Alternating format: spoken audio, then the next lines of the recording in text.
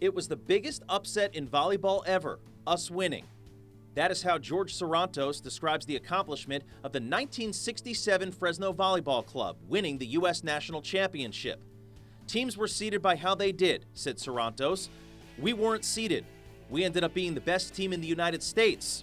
Sarantos was the team's setter and coach. He was also a former Fresno State basketball player. The Fresno Volleyball Club was formed years earlier at the downtown YMCA. Made up of 9 players, 7 of whom were from Fresno and all in their 20s and 30s, it spent most of its time competing in tournaments in Northern California, where it typically finished anywhere from 2nd to 6th place. In early 1967, the group made the decision to enter the U.S. Volleyball National Championship in Detroit, Michigan. Bob Kurtovich did not make the trip, leaving the team with just 8 players traveling to the Midwest.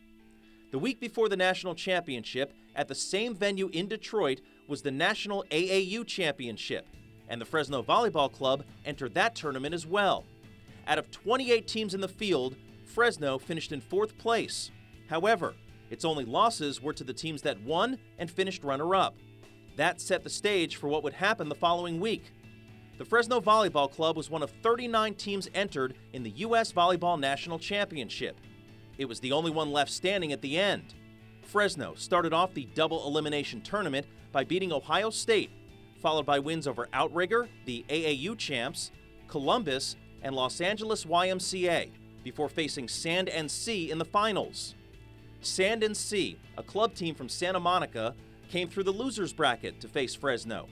And Sand and Sea, up 14-11, was just 1 point away from the national championship itself, when the Fresno Volleyball Club scored 5 straight points to win the game, 16-14, the match, and the 1967 national championship.